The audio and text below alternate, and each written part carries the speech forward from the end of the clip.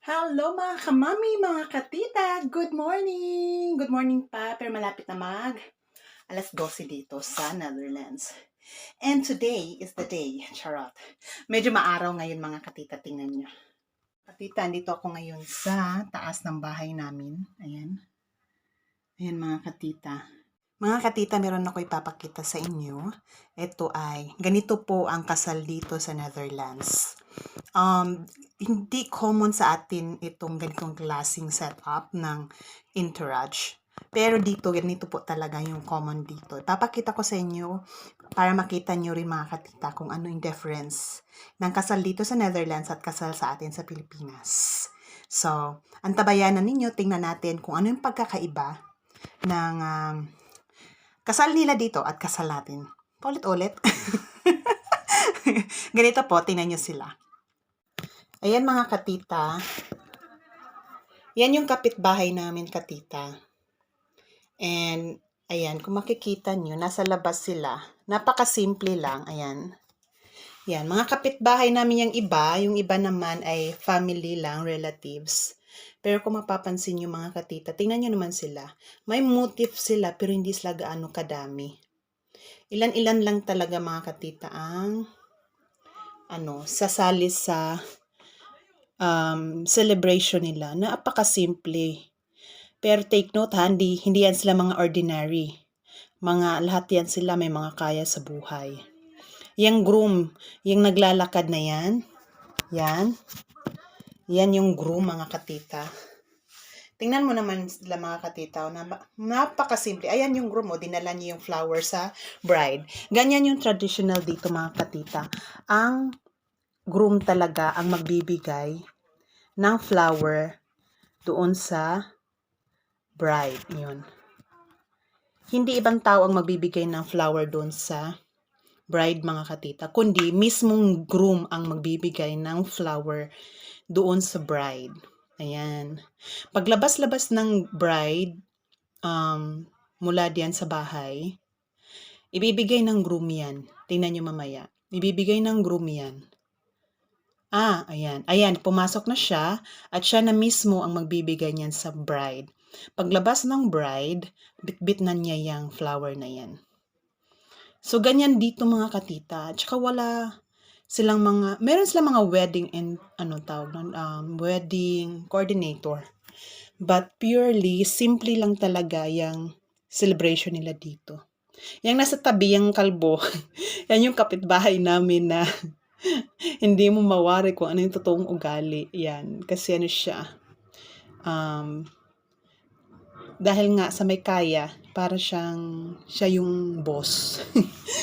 Siya yung boss. Kasi yun yung sinabi ko na meron silang kotse dito, 3 peraso, 3 kotse, pero dalawa lang naman sila sa bahay, mag-asawa lang. Pero 3 yung kotse niya. Tapos pagka ganyan na magtatrabaho yung isa, may 2 pang kotse natira.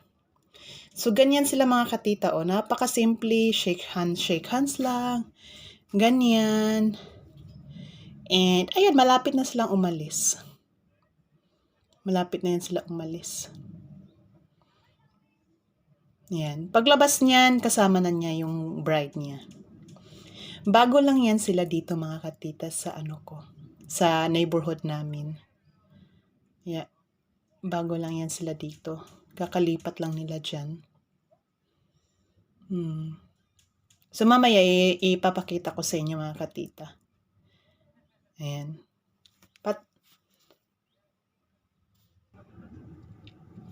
Ayan ang mga katita, nagre-ready na sila. Lalabas na yung bride at saka yung groom.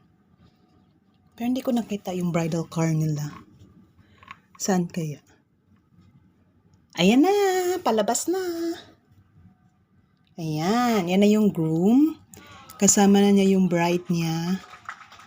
Yan. Ganyan lang kasimple mga katita, yung nila dito, yung wedding nila. Wala masyadong tao, pero ganyan simple lang.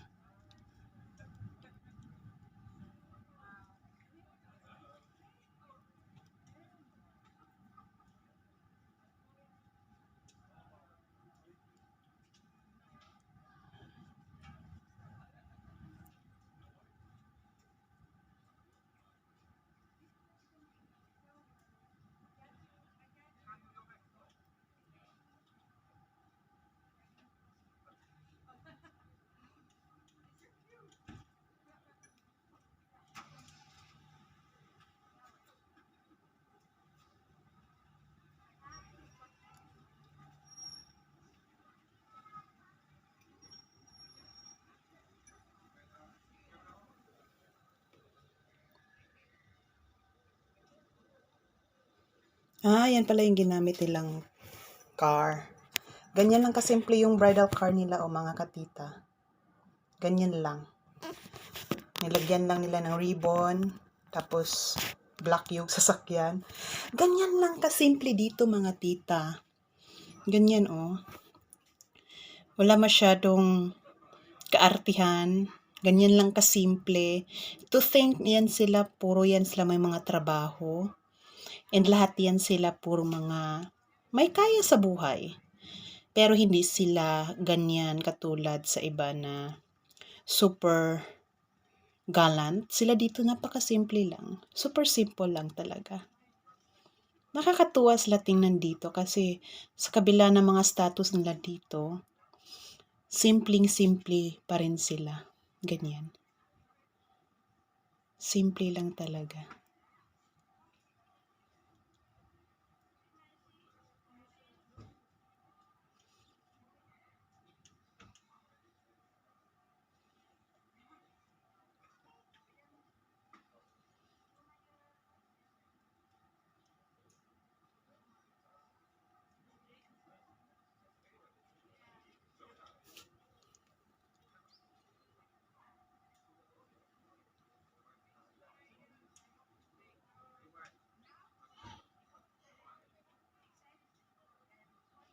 Napakasimple na-admire ko sa mga ganito nila.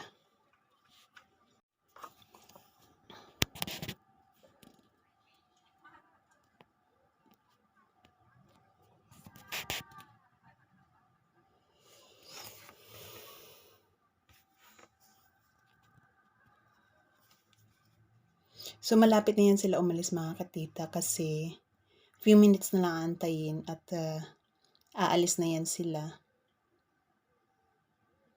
So, first time ko makakita talaga ng wedding ng ibang tao dito mismo sa Netherlands. Ngayon lang ako nakakita talaga ng wedding na ganito. Na talagang nasa tapat ng bahay namin. Yung wedding namin, halos ganyan din, pero yung ganyan lang din, kasimple talaga eh. Pero hindi kasi ako nag-gown. Simple lang yung damit ko rin eh. Parang tuxedo lang ata yun. Tawag no, hindi ko sure. Pero hindi ako nag-gown kasi. Pero yan, ganyan. May flower din ako, sila din. Yan.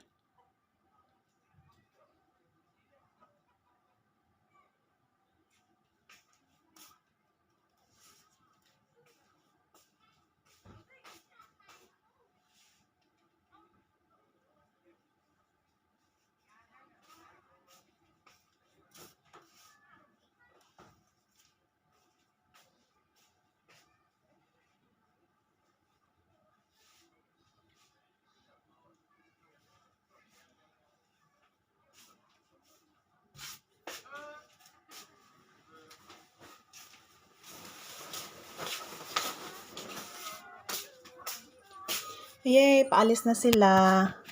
Ayan. Paalis na sila guys. Papunta na yan sila sa municipality. Dito kasi guys, hindi common ang kasal sa simbahan. Puwera lang kung ikaw ay katoliko talaga. Pero mostly kasi dito, hindi talaga katoliko. So more on mga ano sila. Basta, pag hindi katoliko kasi hindi kasi talaga sa simbahan. Mas, ano nila dito, mas, tsaka yung bride nasa harap.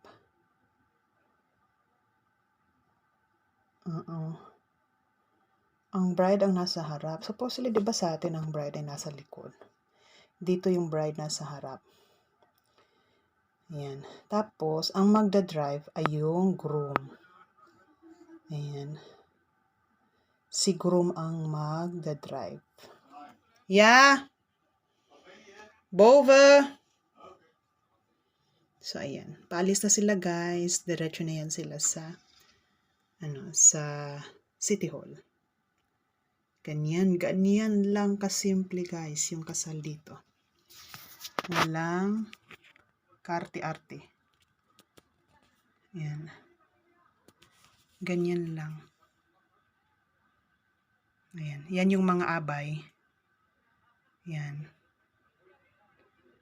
Yan. So,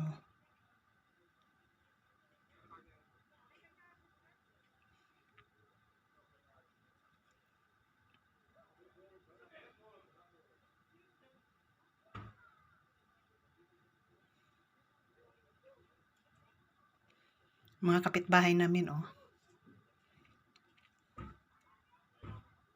Tinanggal niya, mainit. Tinanggal ni Groom yung suit niya kasi mainit. In summertime kasi dito, guys, kaya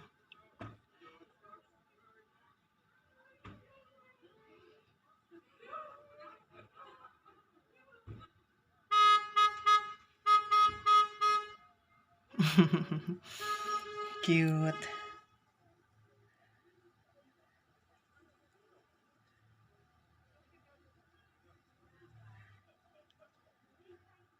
Yung mga bisita nila, saka lang yan sila papasok.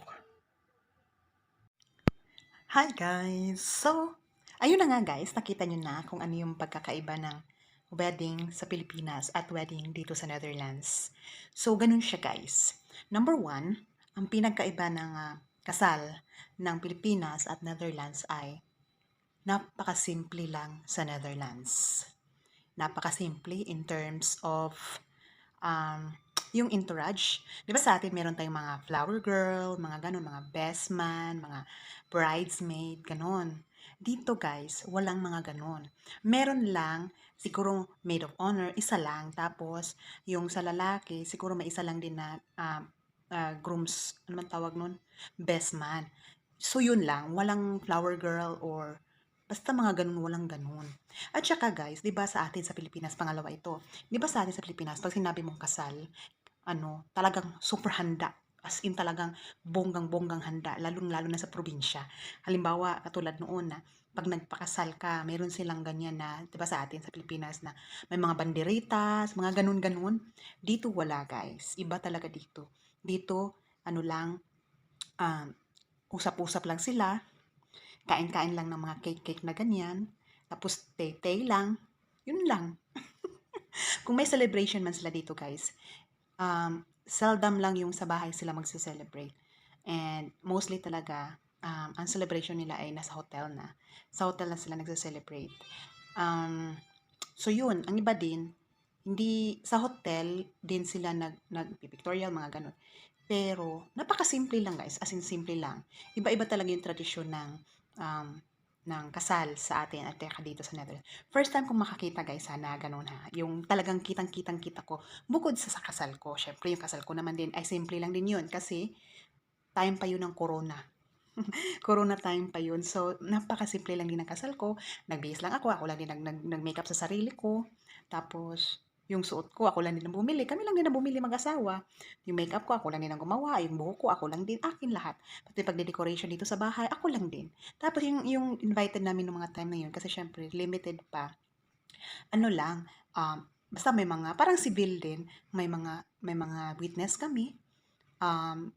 2 hanggang 3 hanggang 4 lang na witness. Kung mas marami, okay din. Pero kung mas konti, okay na din. Pero yung time ko, konti lang talaga yun. Kasi, meron lang 3 taong pumirma.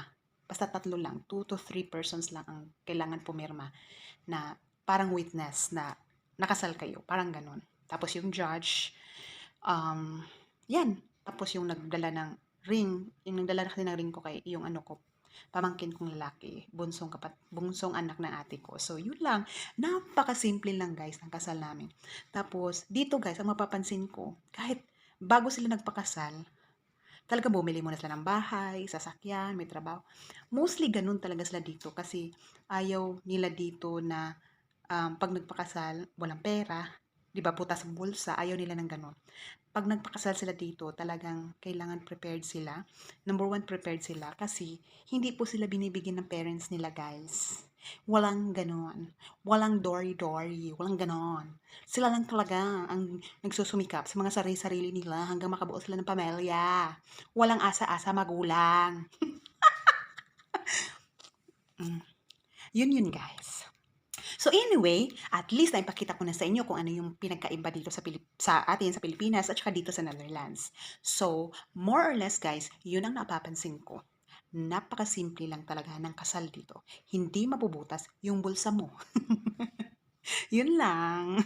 So anyway guys, thank you so much for watching. Don't forget to subscribe, share, and like Melena's Vlog. See you on my next video. Bye.